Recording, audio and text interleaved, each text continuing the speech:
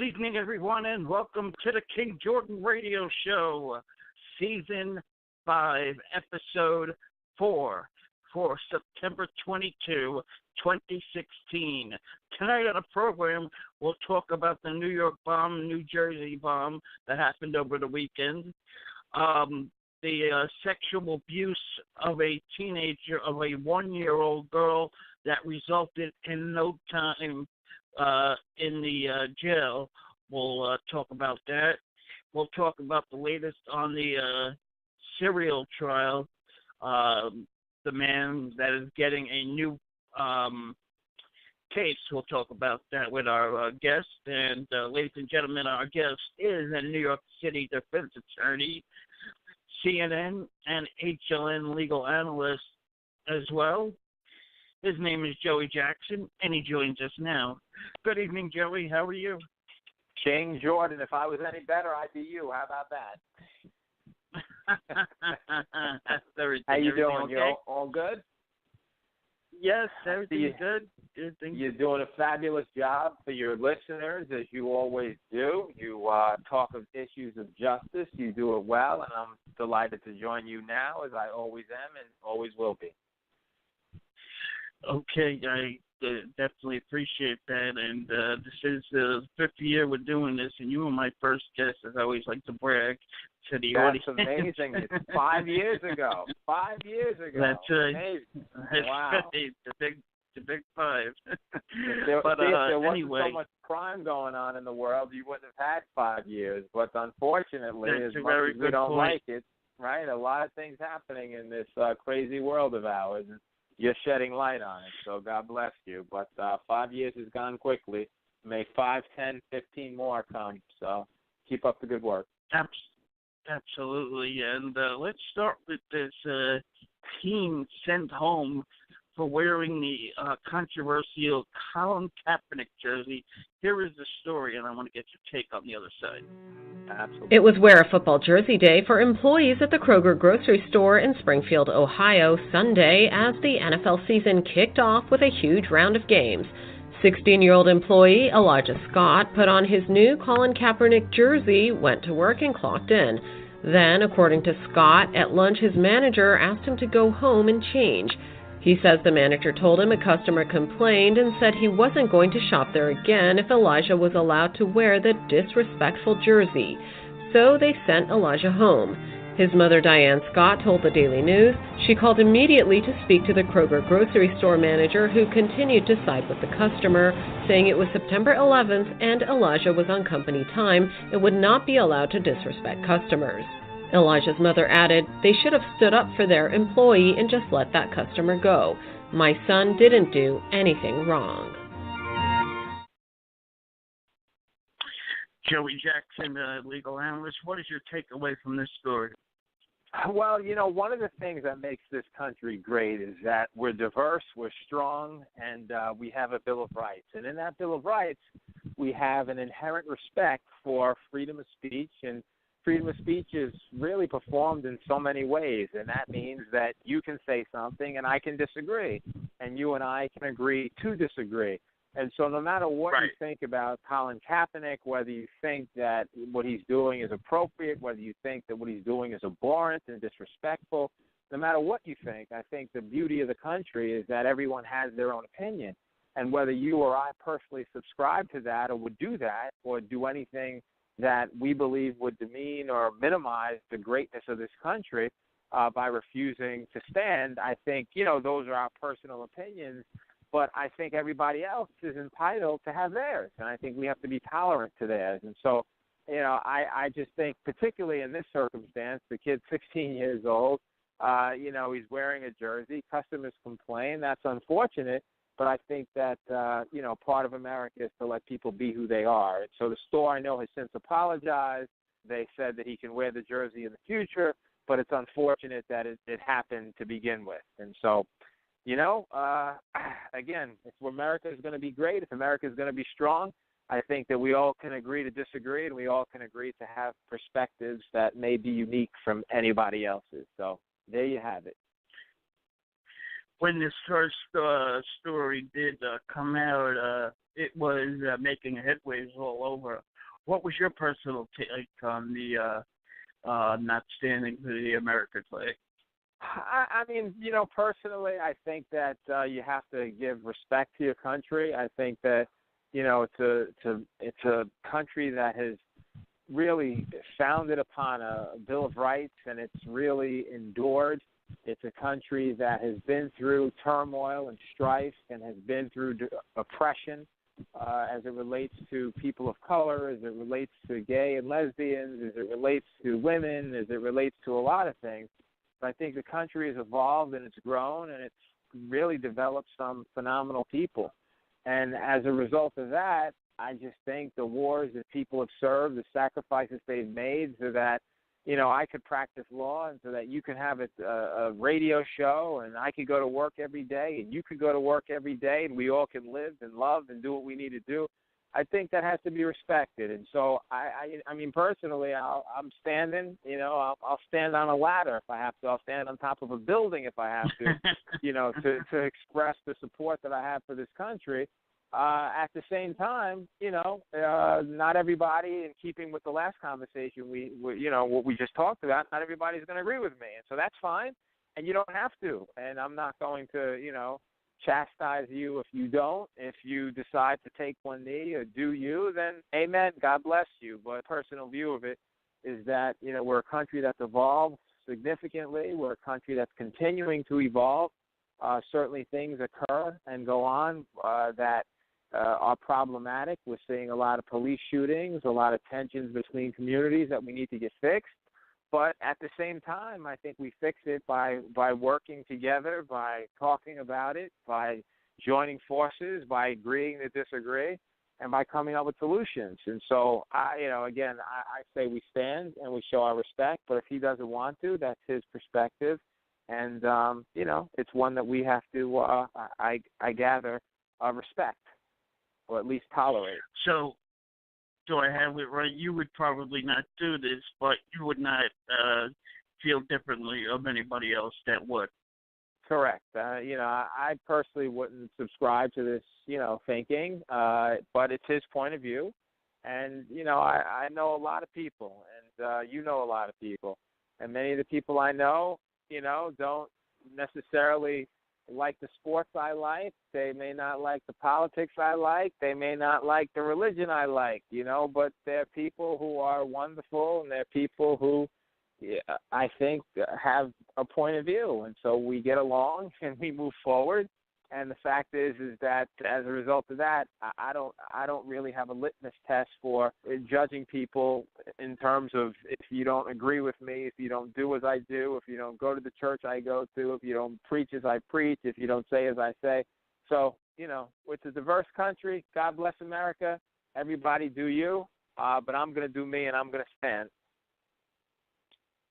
Absolutely. Good point. This Iowa teen allegedly raped a child and is getting no jail time. Here is the story, and I want to get your take on it.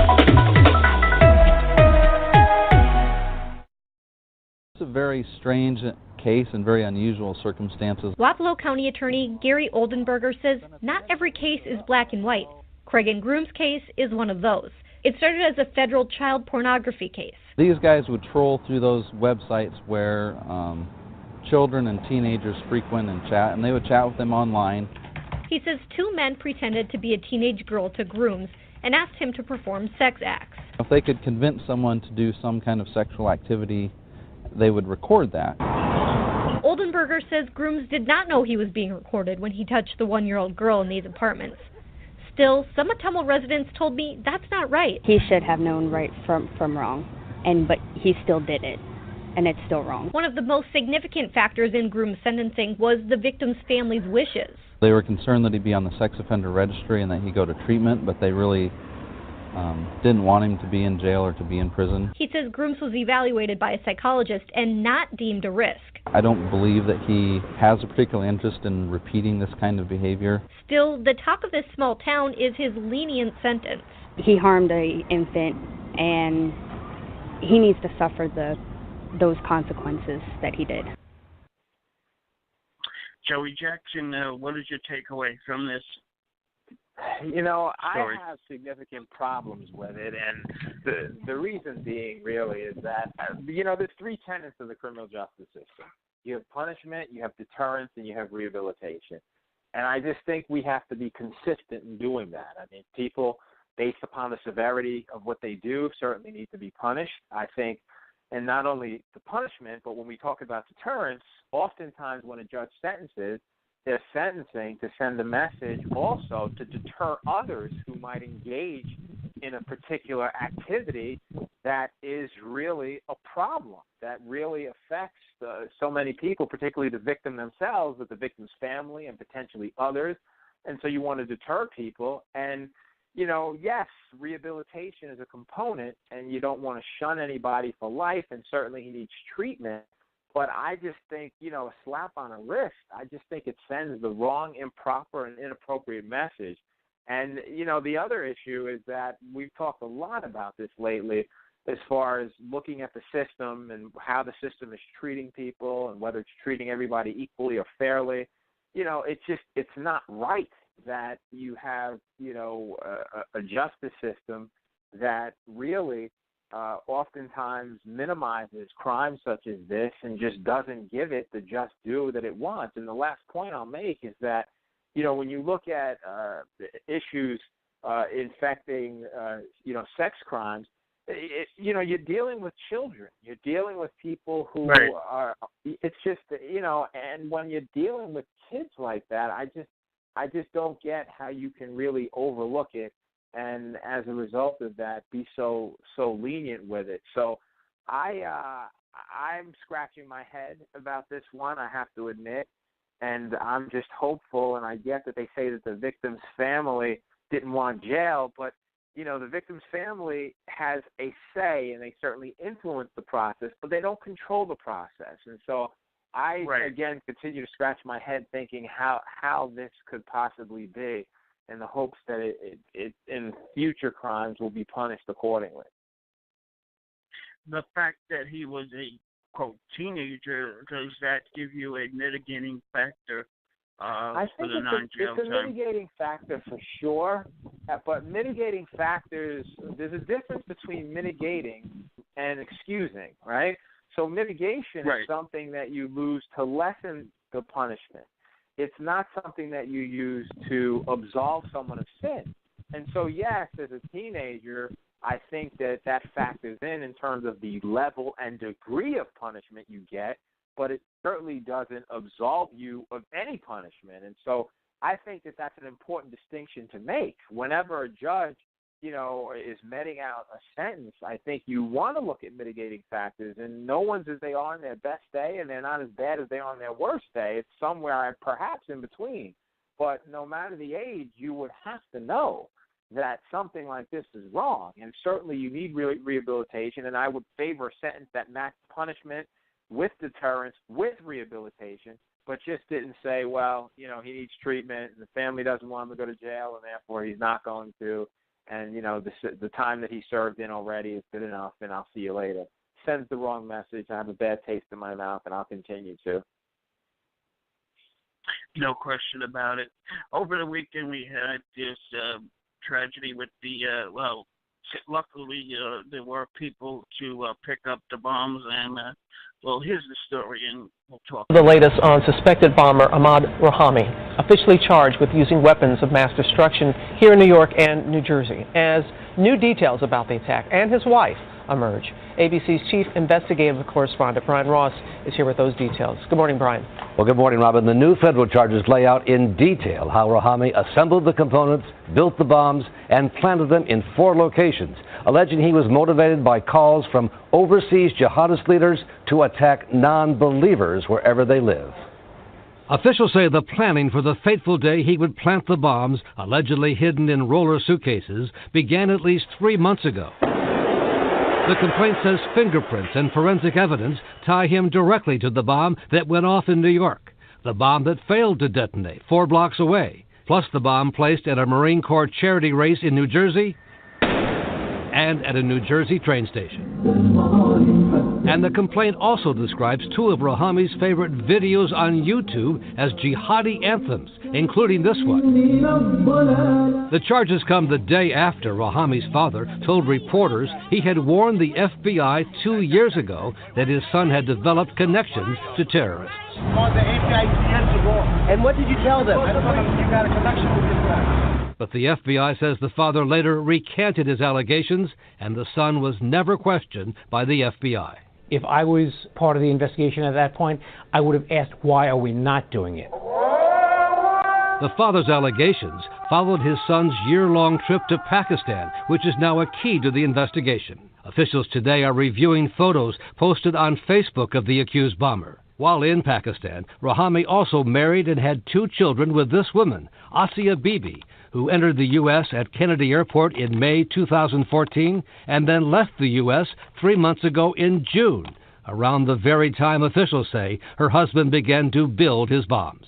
This morning, officials confirm Rahami's wife was interviewed by the FBI Tuesday after she was stopped at the Dubai airport attempting to board a flight to the U.S.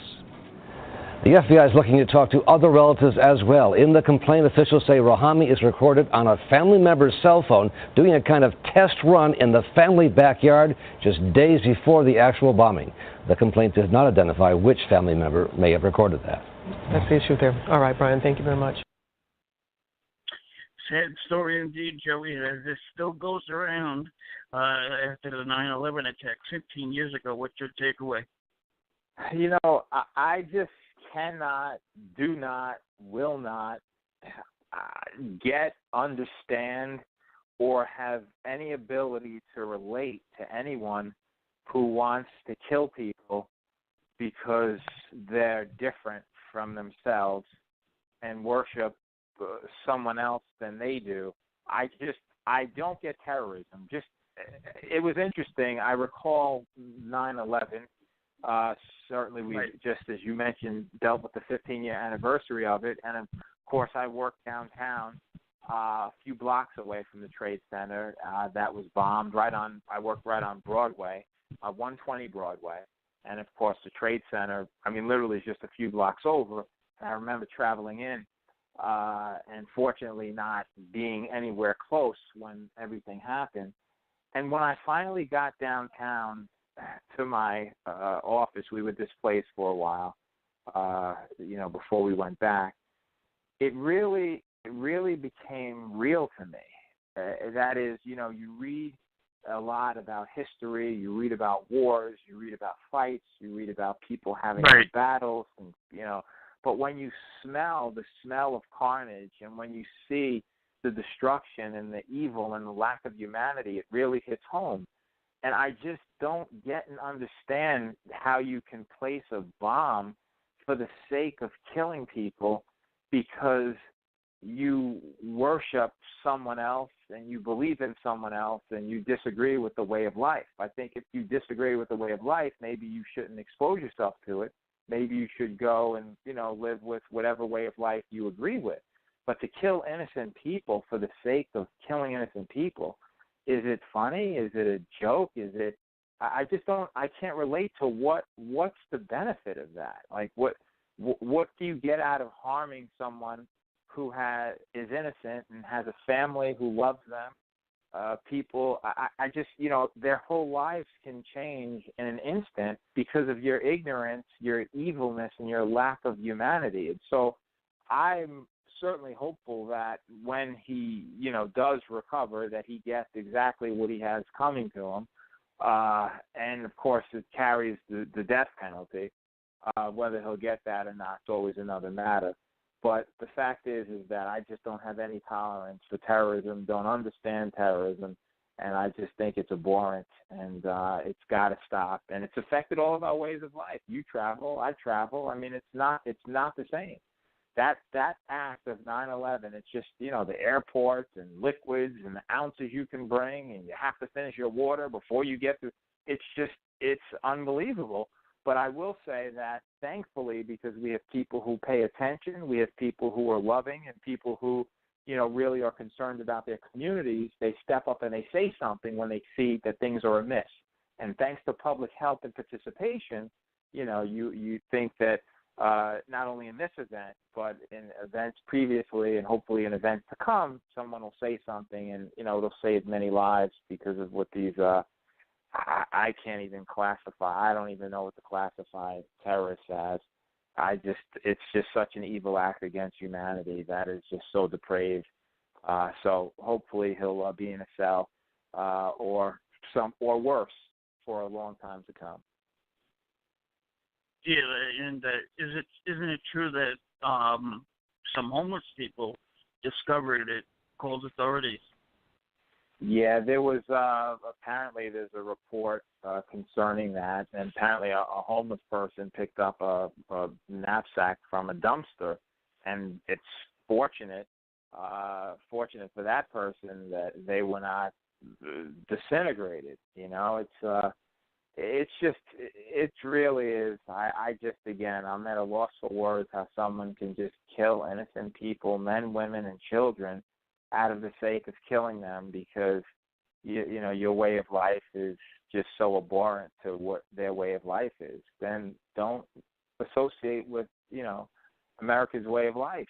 Don't, I don't get it. Meaning there's no logic. If you don't like my way of life, you don't like how we live, you disagree with capitalism, you disagree with, the whole Western civilization, then don't expose yourself to it. Go elsewhere and be happy where you go.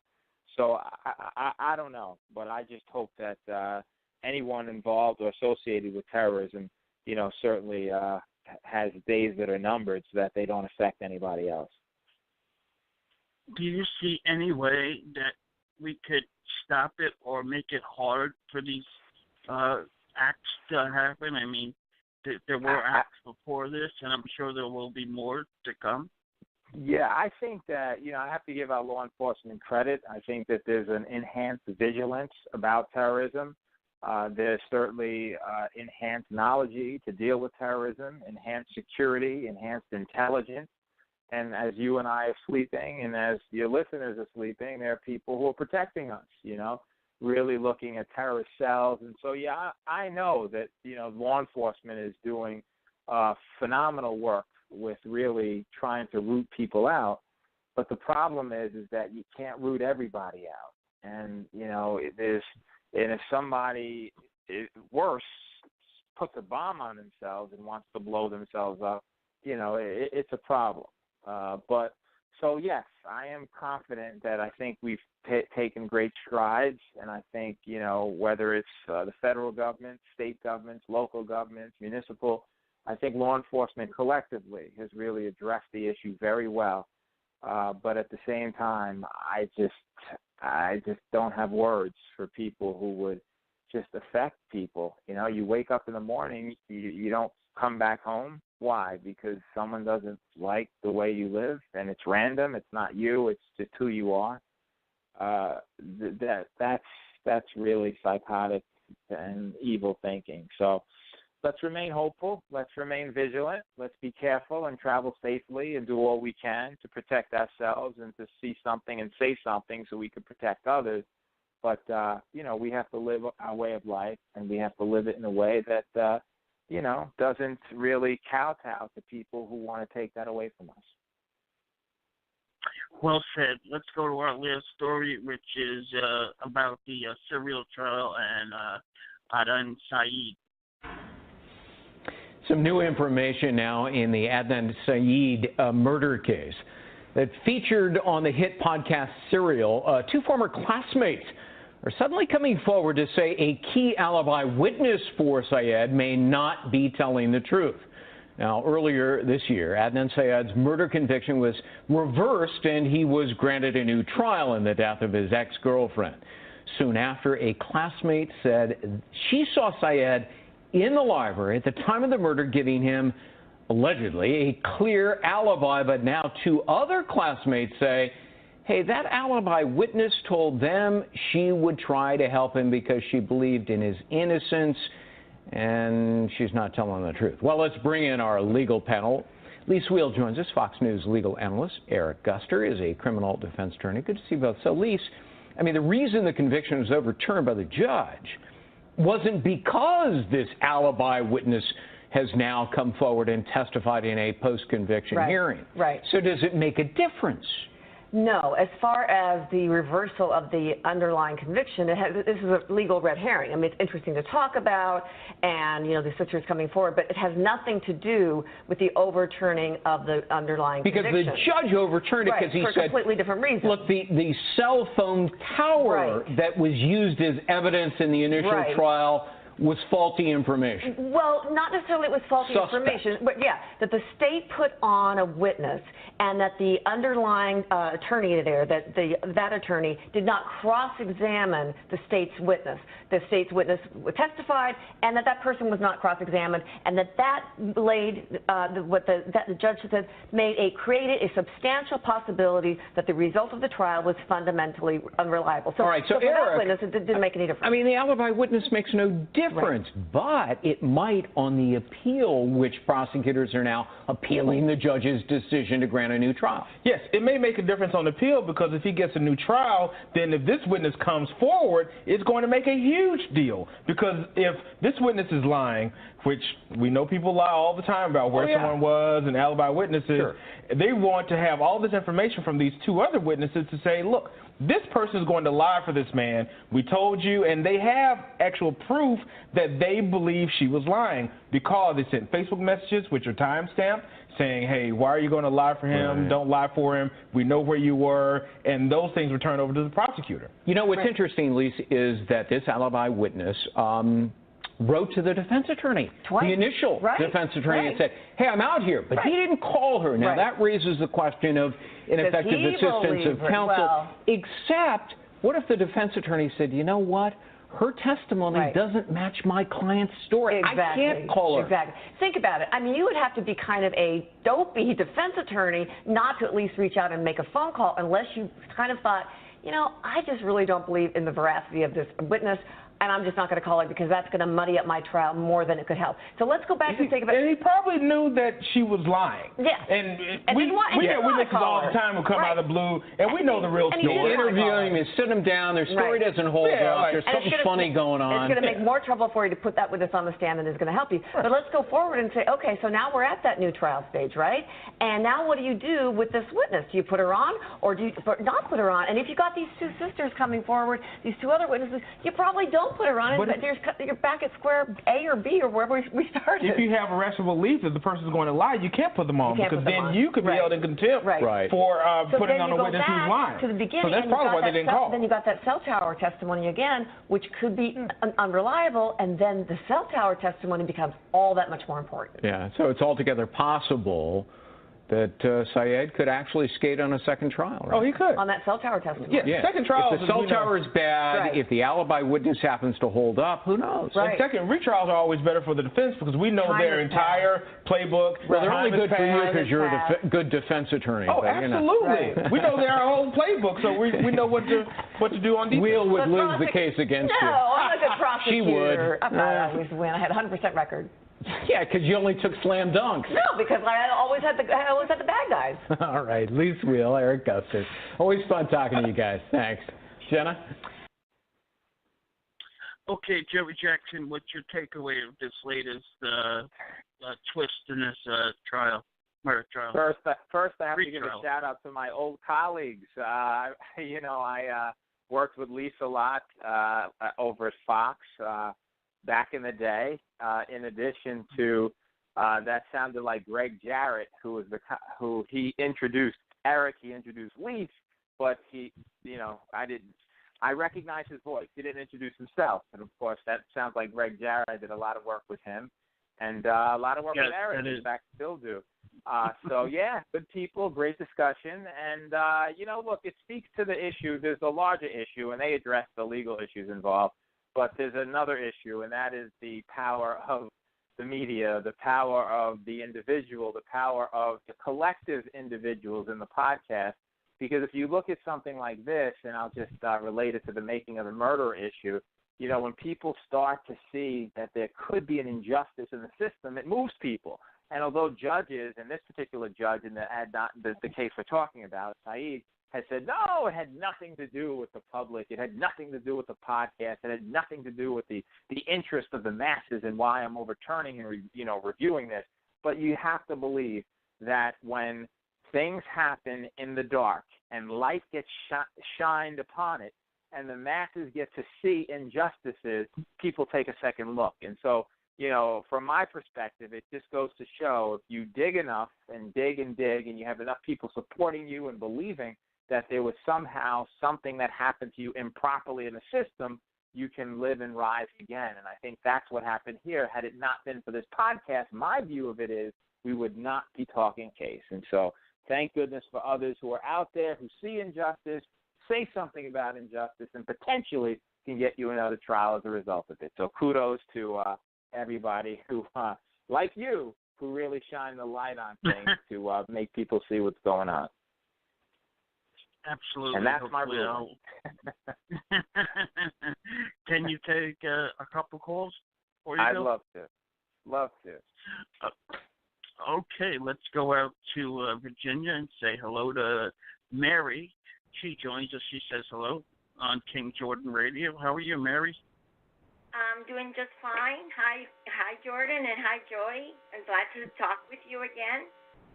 Mary the Fabulous. My day is now made. I knew I did this show for a reason, okay? So You're so funny, Joy. So it's good to talk to you, Mary. I will be your #1 fan in Hawaii because we are moving to Hawaii in 3 months. Oh, that's fabulous. Congratulations. That's beautiful. So I will make sure that I catch the time difference so I can get on the phone and call in. Amen to that. But anyway, wanted to talk about I forgot the name of that kid that assaulted the little girl. Yeah. I definitely believe that. I agree with you. It sends the wrong message, and it's wrong. I mean, there's no excuses. The crime that he did was done on a child. It's not like he shoplifted or was drunk, driving while under the influence. But I mean, what about justice for his little victim, regardless of what the parents of the victim want? Exactly, and that's the point. And, it's interesting because along those lines, I think people will say, Mary, that, well, the family said that they didn't want extended jail time, and I get that. But I also get that, again, that the family has a say, they don't have the say. And I think it's not only, it just sends a message to other victims that really is one of, are you going to take this seriously? What is it worth when someone does this to you? And so I think that the victim always has to come first. And I know there are loving and forgiving and wonderful people out there, as this family was. But notwithstanding that, I think the punishment was not really proportionate at all to the crime. And as a result of that, we really have to do something about that moving forward. And just a couple of questions on that. Was he required to register as a sex offender? And yes. And how long is he going to be on? Is he going to be on a long-time probation period? Absolutely. He's got probation. I believe it was a 10-year period of time, but then he has a sex offender registry. So he'll be under wraps for a significant amount of time. And hopefully we'll get the treatment and rehabilitation that is needed not to reoffend. But at the same time, so those aspects of it were taken care of. But the punishment aspect was quite lagging and lacking. Okay, so now I'm going to pick your brain a little bit, Joy. Please. This is, regarding the Bill of Rights, how it refers to children's rights. Specifically, not talking about Kaepernick and that was, whether that's right or not. But the way kids 40 years ago did not have the rights that they have now. We know that's for sure. Kids have all the rights now. You look at them the wrong way, they'll call the police. I think is not necessarily a good thing. Because kids nowadays can wear whatever they want to school, and they're so provocative in what they wear, and you can't say anything to them. And you grew up in Catholic school. I grew up in Catholic school. I remember those nuns making me kneel down, and that skirt better hit the floor, or I was sent home.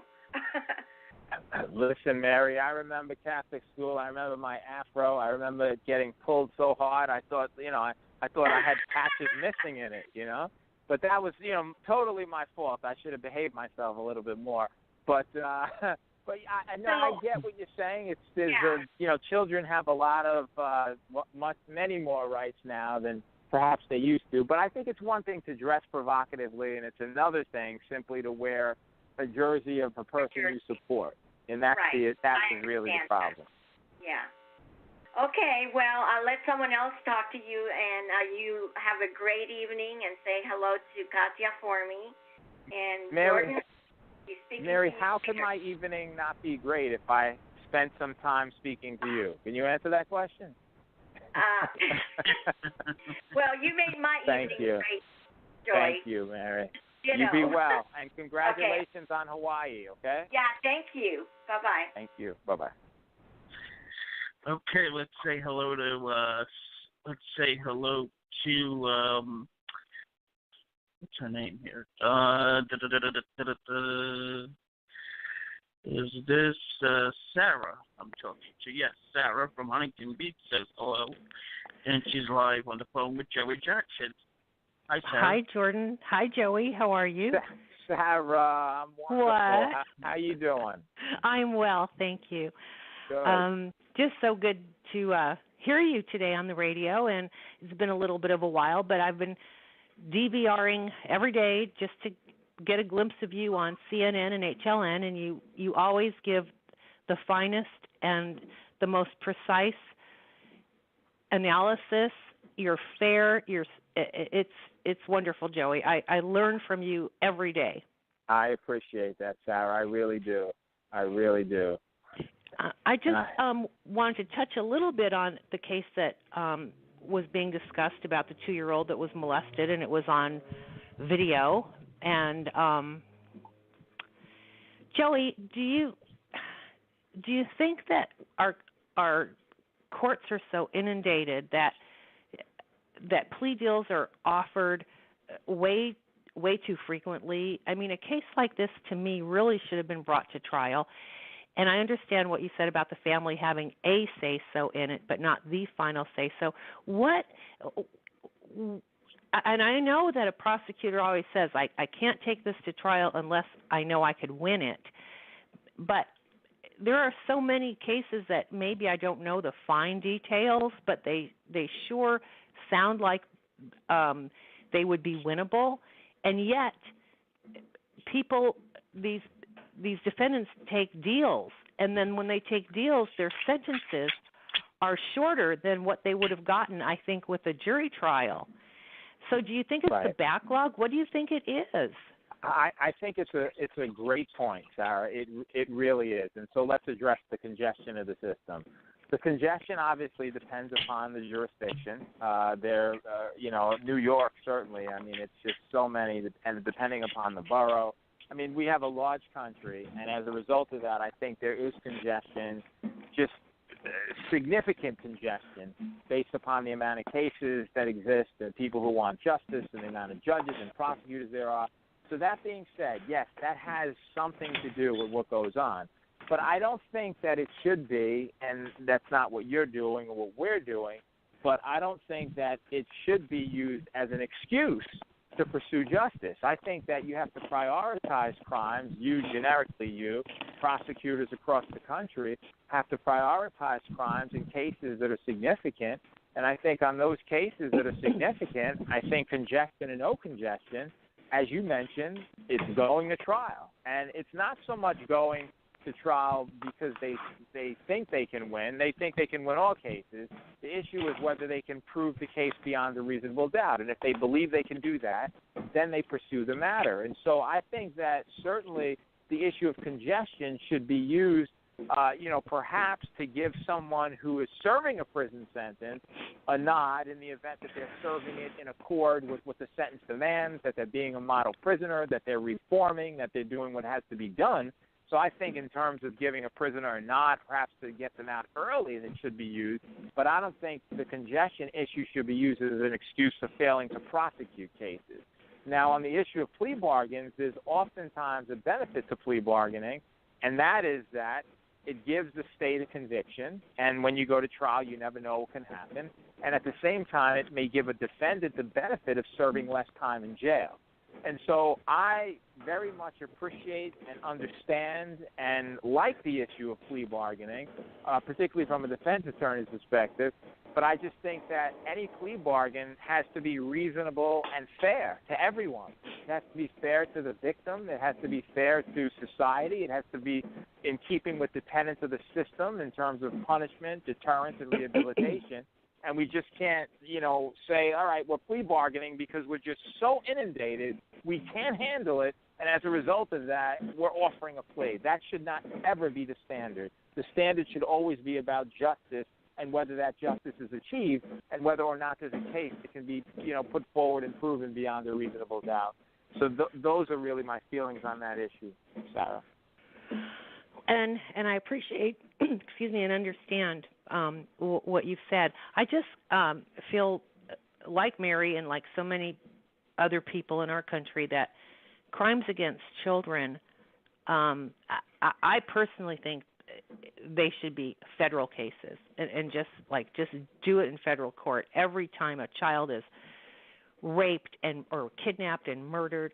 It's just happening too often, and I read a lot of cases. I go through the internet, I go through everything, and I just read all these cases, and I kind of make myself nuts reading them. But I just think that there has to be something done for justice for the children. Understood. I agree with the notion that children offenses certainly need to be addressed in a way that is very stern in order to perhaps deter others from engaging in those crimes, and also to be true to and impose a penalty, that's appropriate with what happened. As to whether they're federal or not, that's always going to be an issue because each local prosecutor believes that they have the ability, the resources, the tools, the knowledge, and the competence to prosecute those cases. So there's always going to be a jurisdictional fight over who really, if we try to make everything federal, whether the federal people are better equipped to do it. But I think, the bottom line is whether they're prosecuted federally, whether they're prosecuted by the state, whether they're prosecuted by a municipality, the real issue is that they be prosecuted and really be given the teeth they need, so that justice is achieved no matter where they're prosecuted. And I think that's the bottom line. And then as far as all those brilliant minds that write all of the rules, I don't even know what you'd call them, the canons, I don't know what you guys call them, but for instance, when a person goes to trial and everything is laid out and now it's time for the jury to make their decision, and there's jury instructions, there's always elements of a crime that have to be met, and each element has to be agreed upon and checked off. Yes, they met this element. Yes, this element was met. Are you following me? Am I making sense, Joey? Absolutely, I sure am. I've sat there many occasions where the judge is reading the jury instructions, saying element number 1, you have to establish it was the intent of the defendant to commit the crime. Element number 2. Yeah, I understand. Oh, okay, all right. So now we've all heard a lot that, for instance, let's say a defendant was under the influence of drugs or alcohol, and we all hear that is not a defense. Okay, so that's not a defense. But, Joey, when it comes to, and you said the word that just gives me chills, the element of intent. Now, if someone is just stupid and they don't think that hitting somebody on the head with a baseball bat could kill them, I don't think that their stupidity should go against their intention. And so who can I write to? Before I get hit by a bus or something, I have got to write to, is it the state legislature? Who are the people that write these things and make them law?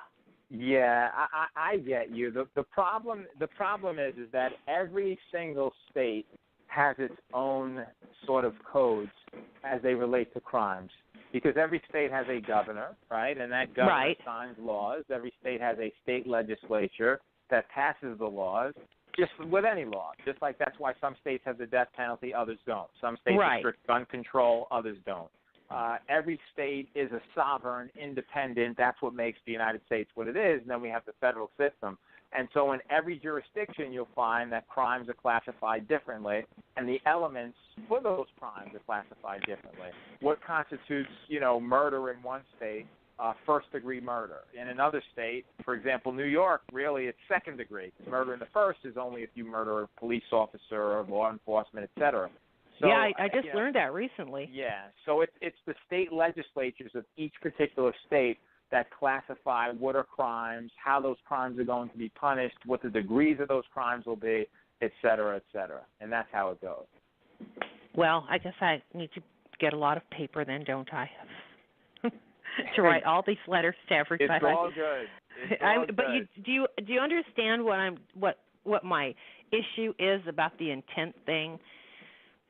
Well, I do understand it, but what happens with crimes, just so that everybody's clear, is that crimes are classified in that way, and something done intentionally is given the harshest punishment versus something that you did, for example, recklessly, where you consciously disregarded the risk. It's sort of like if you're recklessly driving. You know what you're doing. You know you're harming people. So if you hit and kill someone, you didn't mean to kill them, but by virtue of your behavior, you certainly made that more probable or more likely because you were driving recklessly.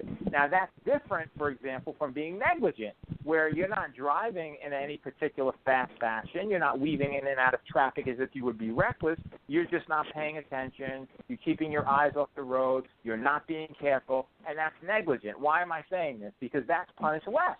Because, yes, sometimes people are careless, and some carelessness doesn't even amount to a crime. So we're always going to have levels in our system of what's punishable. Is it negligent? Is it reckless? And intentional, that means you meant to do it. That's always going to be punished the harshest. And how that is punished is dependent upon any, given jurisdiction throughout the country. Right. Okay. Well, I appreciate all of your legalese, and I appreciate that you actually explained everything so well to me. Thank you once again, Joey. And my best to Justin. I hope he's enjoying his college life. Thank you so much. Appreciate it. I hope he is. But listen, I'm telling you, Sarah, I hope he's not enjoying it that much. Okay? All right. Well, you take care. And thank you, Jordan, and thank you, Joey. God bless. Be well, Bye-bye. Sarah. Thank you. Bye-bye. Bye. Okay. Joey, Madeline says hello in the chat room along with Pager. Madeline, Phyllis, Vicky, and Lisa. So they are all in the chat saying hello. These are great people. Give them my best. And, Maddie she's incredible. I'm going to tell you. Maddie she's a saint, I think. They're going to name something after her one day. I know it, So, yeah. But, and on a personal note, I just wanted to say with the HLN shakeup, I think I speak for many people that, maybe they come up with a Joey Jackson show. That's just my opinion, and probably the opinion of many others. Well, I'm grateful and appreciative of that, but we'll see how things pan out. I'm happy to be with the Turner crew, which is CNN and HLN, and there's a lot of interesting things that are going to happen, I think, after the election. And so, let's just hope that we're on the team doing good work, whether I'm playing shortstop, center field, whether I'm sitting on the bench waiting for an opportunity to come in and pitch, whatever it is. I'm just, glad to be part of the team as you are with, just exposing justice and injustice and just, getting the legal issues out, because there's just so many stories that really need to be talked about. And you do a great job, by the way, of talking about those stories as you did tonight. And so it's a pleasure to join you, and I'm thankful that, you gave me the opportunity to do just that. Well, thank you so much, Joey. We appreciate when you come on. And happy belated birthday. And, thank you, my good we'll man. I appreciate it. You take care, all right? Thank you very much. Okay. All the best. Thanks. Bye-bye. To the great legal analyst, great legal mind, Joey Jackson, as he was my first guest 5 years ago. Can you believe it? Okay, we're back here next week, same time, same place. Let's go to Smooth Operator on your Throwback Thursday. Thanks everybody for listening to King Jordan Radio. And now for my next number, I'd like to return to the classics.